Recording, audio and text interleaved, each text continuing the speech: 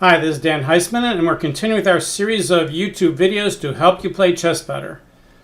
Okay, well, everybody needs a good defense against e4, and if you're not very good against e4, which a lot of people play, that could be bad. So let's take a look at the Caro-Kann and see if we can help you out here.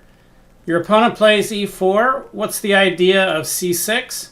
Well, if you play c6, it's guarding this important d5 square, and that means pretty much no matter what he plays on the next move, you'll be able to play d5. For instance, the main line is d4 and then d5, and see, you're controlling some of the center and you're attacking his pawn. Oh, that's not what you were expecting in my 200th video? Well, you're right. Is it important to have a good defense against e4? Absolutely. Okay, but on the other hand, a lot of people overplay this. When some people come to me for lessons and I say, tell me a little bit about your chess, I was expecting maybe to let them to know if they've played in tournaments or they go to clubs or they've ever analyzed with strong players.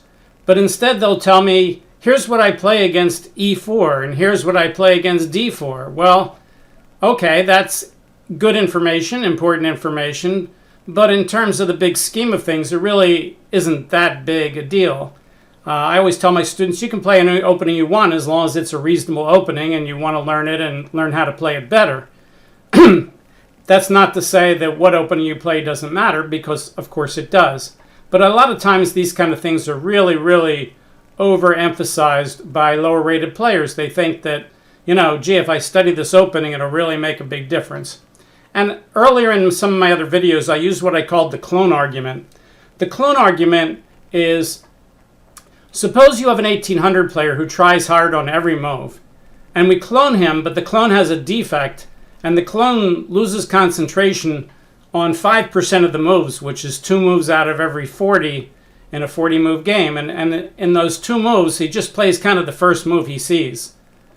All right, what would the clone's rating be? Well, a lot of people guess, he's going to lose hundreds of points if he has 2 kind of bad moves a game. So the 1800 player who makes those 2 bad moves might only be rated 14 or 1500 when he has those defects. On the other hand, let's take a 1400 player who has a little bit of trouble playing against e4.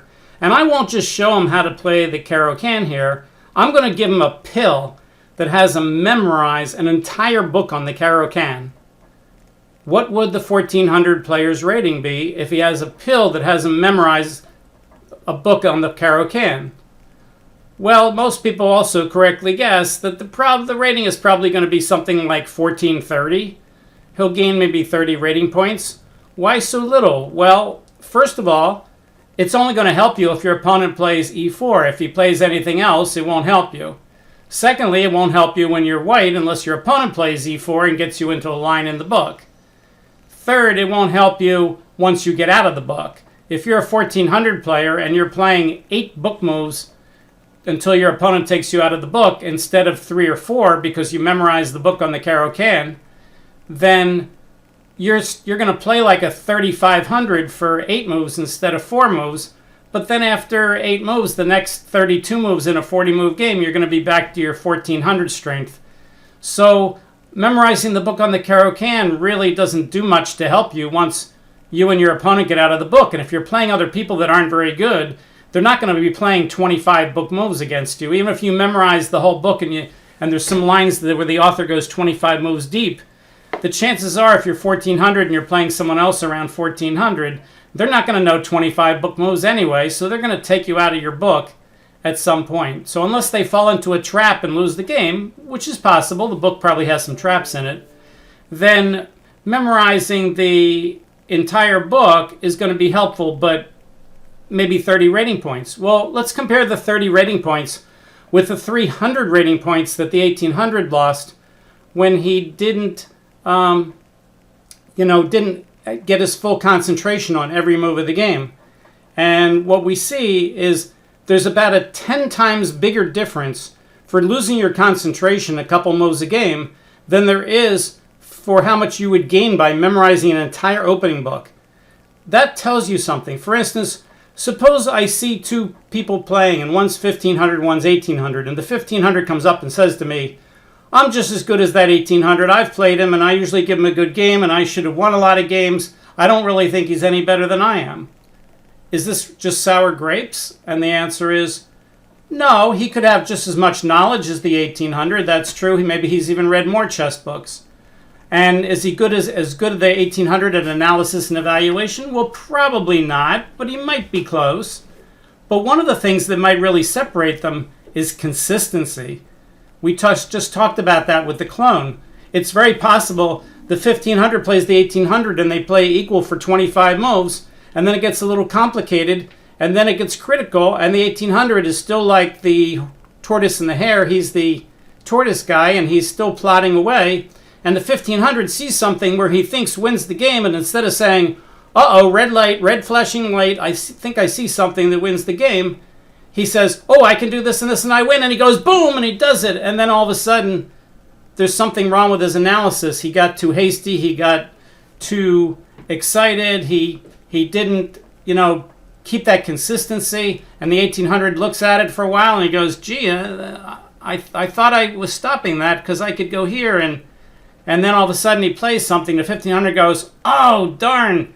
If I had taken another 10 seconds, I would have seen that. And, now I messed up my whole game. Well, okay, but that's one of the big differences then between the 1800 and the 1500. Okay, when I teach people who are rated, let's say I've taught over 1,000 people one-on-one. A lot of those people obviously are rated between, let's say, 900 and 1900. I've taught lots of people who are over 1900. A lot of times I started with them where they were under 1900, and I got them way over 1900. I've taught people like national high school champion Dan Yeager. He also won the Denker Award for the high school champions. And many, many other masters, National Master Dan Benjamin and U.S. Cadet Champion Matt Traldi. These are all, very young, talented players. But a lot of my students are older adults. They're taking up chess in their, they either started playing when they're young and then they stopped and then they started again as an adult, or they started during the pandemic, or they've been reading my books and they say, hey, this guy would be a good teacher for me. And a lot of them are mid-level adults. And a lot of them have the same problems. And when I say the same problems, I don't mean identical.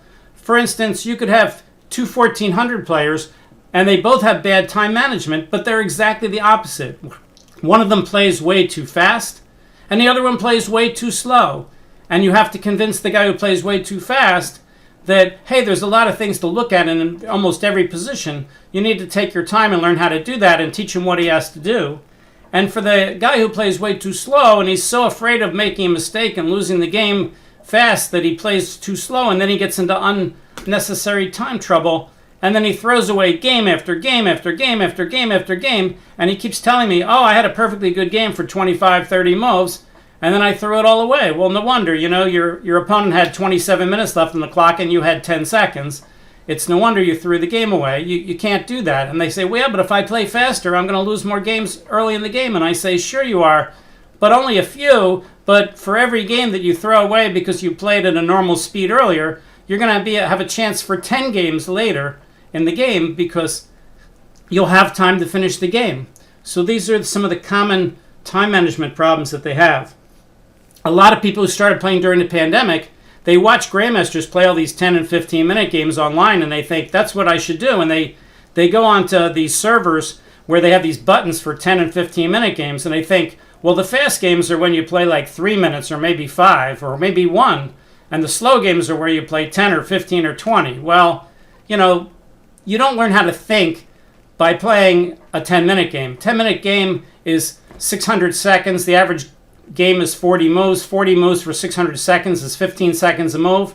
You can't consider various candidate moves and ask if they're safe and ask which one is better and learn how to think and visualize and look ahead, the kind of things that grandmasters learn how to do. When they become grandmasters, they don't get the title for playing in speed tournaments. They get the title for playing in a million slow tournaments and doing really well in them. And that's where they learn how to play. And then once they learn how to play really well, they can play those 10 and 15-minute games really well. But the average person doesn't understand all that. They see the people playing those games, and they play all these quick games. Well, if you play a million quick games, are you going to be a lot better than you would be if you hadn't played any of them? Of course you are. You're going to learn a lot about openings, and your board vision will get better, and your tactical vision. But are you going to gain as much about learning how to think and how to find good moves and all those kind of things that really make you a really good player in the long run that you would from playing in slow tournaments where you have 2 hours to make 40 moves and things like that? So you have to be very careful about playing all those quick games. It's not that they're necessarily bad for you, but they do hinder your improvement. They make it harder and slower for you to improve. All right, we already talked about lack of consistency among these players. They lose their concentration. They play 23 good moves, and then on the 24th move, all of a sudden they don't do the things that they're supposed to do. I have an idea that I call hope chess, which is where you make a move and you don't check to see if your moves are safe.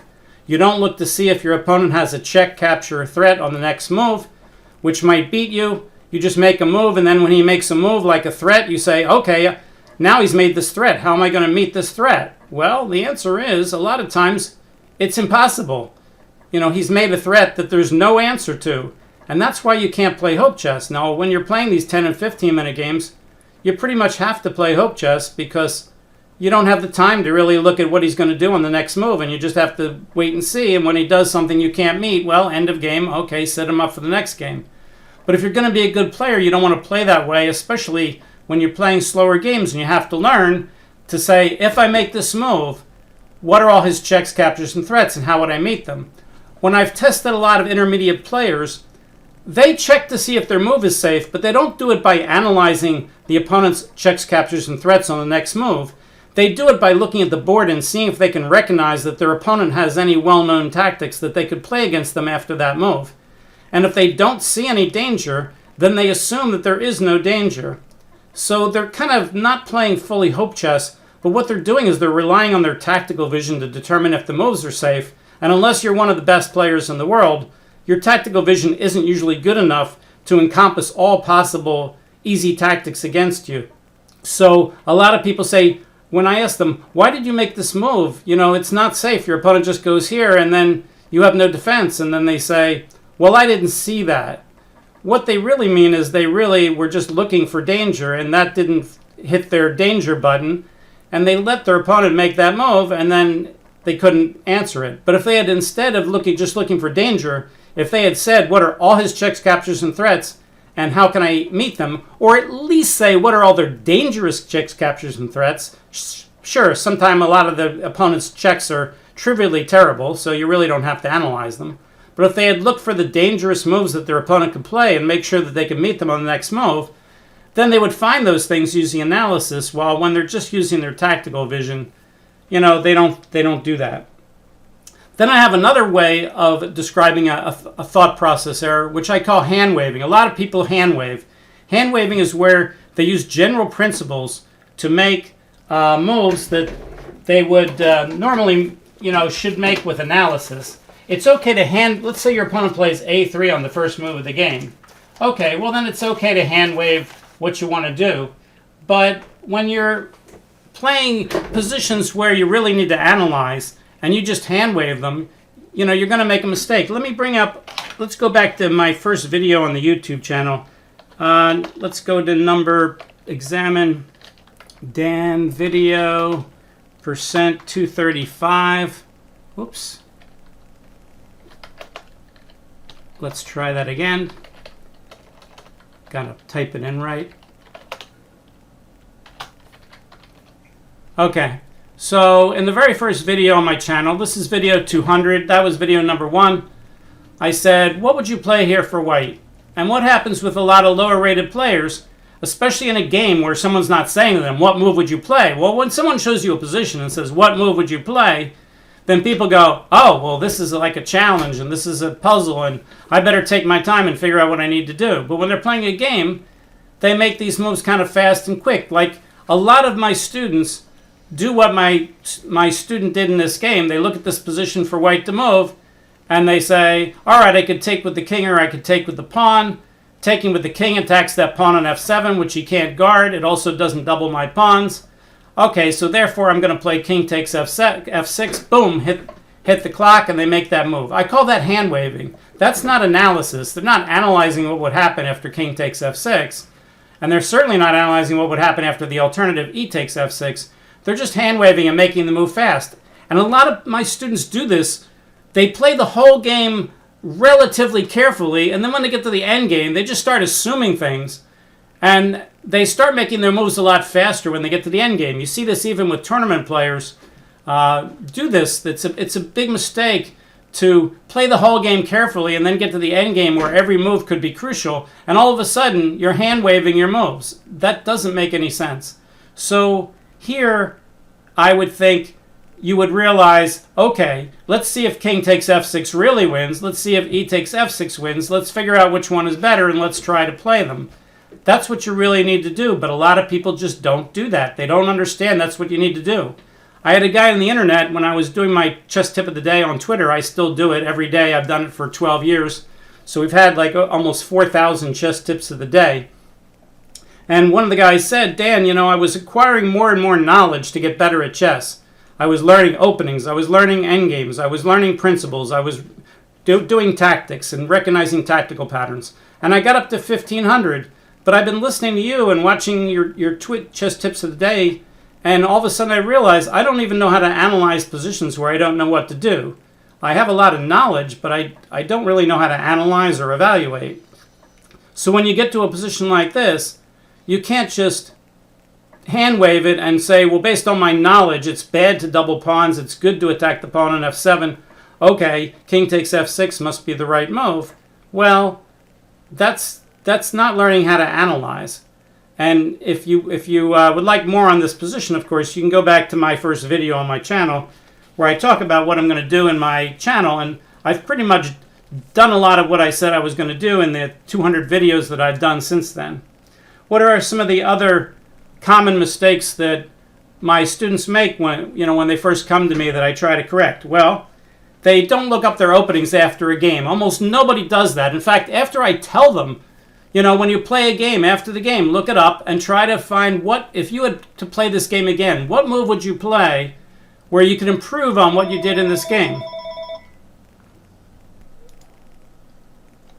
So after the game, you can go to a book, a database, an engine.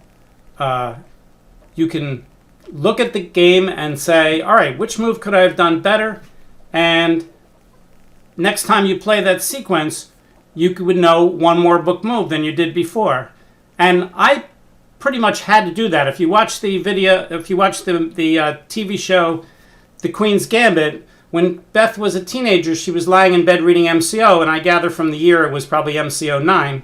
And she was kind of looking up her openings in MCO, and I did the same thing. I was a little younger than Beth, so it was a few years later, but not much. I was reading MCO 10, but I would sit there too and look it up. Now today, we don't need to use MCO 15. We could use a database or an engine or whatever, but you want to find where would I do better if they played the same move.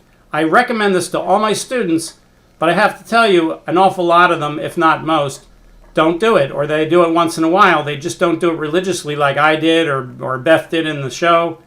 And what good players would do. You don't want to make the same mistakes over and over again. You have all these wonderful tools that you could use, but it's no fun to do that, so they don't. And I tell everybody, if it's not fun, don't do it. But for people like me, where it's fun to do that, then we have a big advantage over you if you're doing things, if you're only doing the things that are fun, and the only things that are fun for you are a very narrow number of things. That would also include things like playing over lots of annotated master games. I start most of my lower-rated students with Logical Chess Move by Move by Irving Chernev. I move them up to my book, The World's Most Instructive Amateur Game Book, then McDonald's book, Chess, The Art of Logical Thinking. I have a whole list on my website. If you go to danheisman.com, click on the right under More, and then go under Recommended Book Lists. I have book lists for basic tactics books. I have book lists for instructive anthology games where the author's trying to teach you things. But they don't play over a lot of games, and when they do, they play them over really slowly, which is okay, but I'd rather, if you have so many hours to read them, I'd rather have you read more games and learn less per game, but spend the same number of hours, so that it's how much you learn per unit time that really matters, not how much you learn per unit game. So you want to play over a lot of games from a lot of different players and a lot of different authors, and really read from everybody and learn tremendous amount. You learn about openings, middle games, end games, strategy, tactics, positional play, principles. All these things are there in game books when you're looking at instructive anthologies. So that's a really important thing to do. What are some of the other common errors I see? Well, they make quiescence errors. When they're doing a puzzle in a book, they know there's an answer, so they don't stop till they find it. But in a game, you could give them almost the exact same position, and they're going to say, oh, my rook can't take that knight. Rooks are worth more than knights. I would lose a rook for a knight. That's not what good players do. Good players say, if I sacrifice my rook for that knight, are there any more checks, captures, or threats that are worth looking at to tell me that maybe that would be worth it?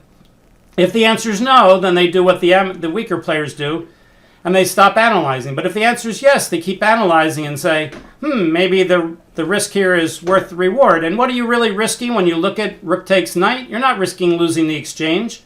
You're risking some time on your clock. If it doesn't work, you're not going to play rook takes knight. So you're not risking the exchange by looking at it. You're risking a little time on your clock to see if giving up the exchange is worth it. If it's not, then you won't do it. You haven't risked the exchange till you actually do it. Another big mistake my students, or another problem they all have, is they have trouble visualizing. If I say, if I go here and he goes there and I go here, what would you do? And they say, I can't quite see that. I don't really see where all the pieces are on the board. Okay, well, that's a root skill. Visualization is a really important skill in chess. Board vision is, visualization is. And a lot of them have trouble with visualization. Well, how do good players get good at visualization? Well, do they have some talent at it? I'm sure. There's talent involved with almost everything in chess, but there's a lot of different types of talents. Some people are better at some things than others. And, some top players in the world are good at almost all those things. But when it comes to visualization, you go to a tournament where they give you 2 hours and you take your time on every single move, moving the pieces around in your head. Well, practice won't make perfect, but practice will make you better. And if you play, 90-minute games and 2-hour games, and you take all your time and every time you move, you don't hand wave, you actually analyze. You don't just sit there going, well, I should bring out the bishop or I should put the rook on an open file. Well, those are nice things to start with, but you really want to say, if I do this and he does that and he does this, what's going to happen? And you try to visualize it in your mind. And if you practice that, your visualization slowly gets better. Okay? It's not like you do it twice and all of a sudden you're going to be wonderful at it, but you have to practice it to do it. That's just the way it goes. I was lucky when I started. We all had, we only had 2-hour games. So I had to sit there for 2 hours and do the best I could and visualize. And my visualization improved tremendously over the first couple years. All right. What are some other common problems people have? Well, we just said about playing over the board. A lot of people, of course, today are so used to playing online that they're not used to going to a chess club or a tournament. Or if they think if they go to 2 tournaments a year, that's a lot. Well, if you're an adult and you've got a family and you have a job and you have a lot of obligations, that may be a lot to go to 2 tournaments a year. But if you want to become a really good, I have a lot of people come to me and they're 30 years old and they say, I'd like to be an expert or a master. And then when you say, well, you have to go on tour, you got to play like a couple hundred tournaments, you need to play like a tournament every 2 or 3 weeks if you really want to be a titled player. Then they're like, well, that's impossible. I can't do that. I'm a busy adult. And the answer is, well, you're right. You shouldn't be able to do that if you have a job and all that. But it's going to be really hard for you to become a great player just by kind of playing once or twice a year. It's like becoming a great golfer if you play a couple golf games a year, or becoming a great tennis player with a couple tennis games a year. Another thing a lot of my students don't do is they're not used to asking their opponents to go over the game after the game. Well, that's true. When you're online, it's really hard to do that. But if you go to a chess club, that's a really, really good thing to do. And at a tournament, if they give you some time in between rounds, like the World Open here in Philadelphia this weekend, then you have time to go over the games with your opponents, and that's something that you want to do. Okay, we're through most of the time. Let's do a little wrap-up here. I've given you 200 videos that covered a lot of the things we talked about today. I think I've covered most of the main points for how to get better at chess in those 200 videos. Does that mean I'm almost done? No, not at all. There's lots and lots and lots of things left to do. There's lots of gaps to be filled in. There's lots of openings we haven't talked about that I know something about that might be interesting. There's lots of endgame stuff that we can do forever and ever. There's lots of famous games that I haven't looked at or shown you, or games that I thought that were interesting. I've played some really interesting games that we haven't made videos of that we could do.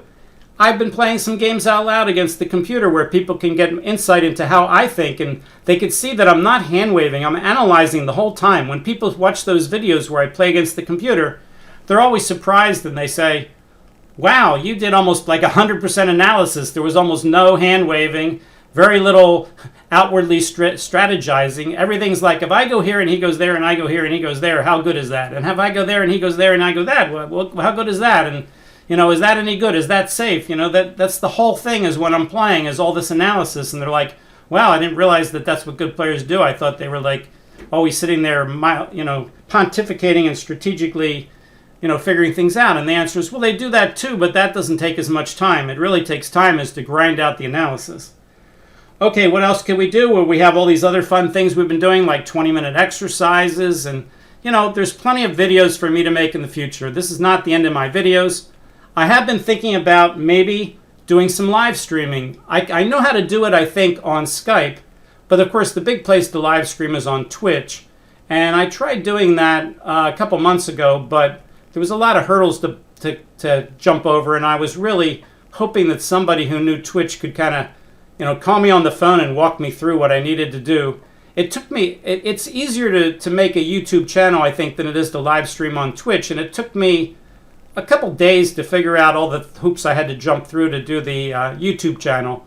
So, everything's easy when you know how, and I don't know how to do the Twitch stuff. So, maybe I'll be doing that in the near future, maybe not. We'll see what happens. But if I can figure out an easy way to figure out what I need to do, then maybe I'll do some live streams and get all you guys who are watching the videos to interact with me that way. Okay, another thing I was thinking about is at what point am I going to semi-retire? At this point, I'm still working at least 3 lessons every day, 6 days a week. At some point, as I get older, I'm going to probably, maybe raise my fee on how much I charge for lessons, and then expect that I'll get a lot less people and sort of semi-retire and keep working maybe at the videos and things like that, but maybe teach one-on-one less. So that's probably in the future at some point you get old enough that you want to do that. So that's probably not going to happen. I mean, my birthday's coming up next week. That's probably not going to happen in the next week or so. But, sometime in the next year or so, I could see that maybe happen, a year or two. Just some things mulling over in my head. And that's what you do in your 200th video. You kind of hit the highlights of things, your career, what people need to know, what the videos are doing. We've got 200 great videos now on the channel that'll help you improve your chess.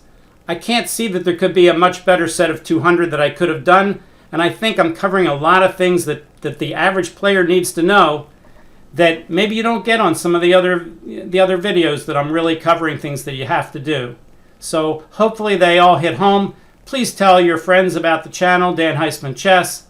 And of course, you can subscribe, and any video that you like, we would be happy to have a like on it. We'll see you next time for video number 201. See you then. Bye.